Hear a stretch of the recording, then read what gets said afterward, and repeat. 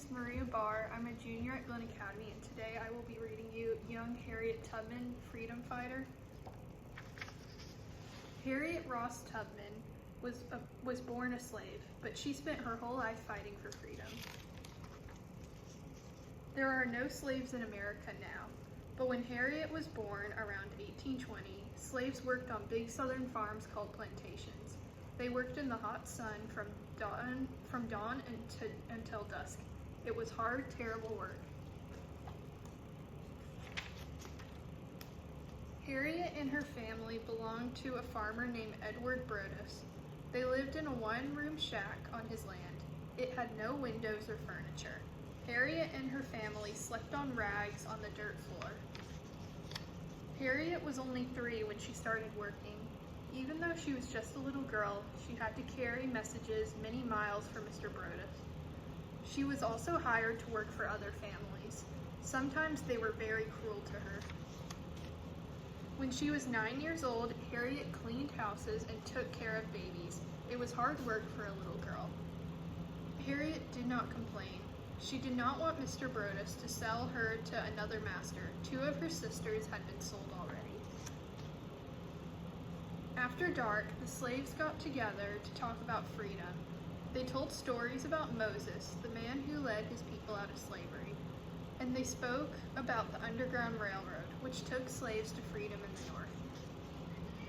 The Underground Railroad was not really a train. It was a group of people, both blacks and whites, who felt slavery was wrong. Some people hid slaves in their homes. Others led slaves from one station or house to the next. Harriet loved to listen to these stories. One day she promised herself she would take the Underground Railroad to freedom. But Harriet almost didn't get her chance. At the age of 15, she was in a store when a slave and his master ran in. The master told his slave to get back to work. The slave refused. His master was so angry, he threw a heavy iron weight at him, but the weight hit Harriet in the head instead. Harriet was sick for many months. She almost died, and she had a terrible scar on her forehead for the rest of her life. In time, Harriet went back to work, but now she wanted her freedom more than ever. Finally, in 1849, Harriet heard that Mr. Brodus was going to sell many of his slaves. She knew the time had come to run away.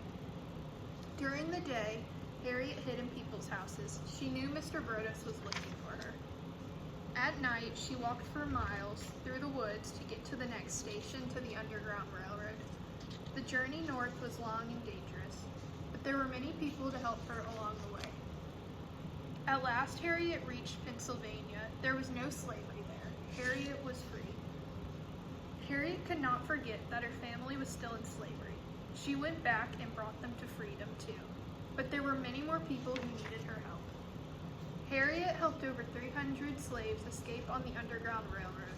The slaves called her Moses. They loved this brave woman very much. The slave owners hated her. They offered a $40,000 reward for Harriet's capture, but Harriet was never caught. During the Civil War, Harriet worked as a spy for the Northern Army. She helped many more slaves escape to freedom. Even after slavery ended, Harriet kept on helping people.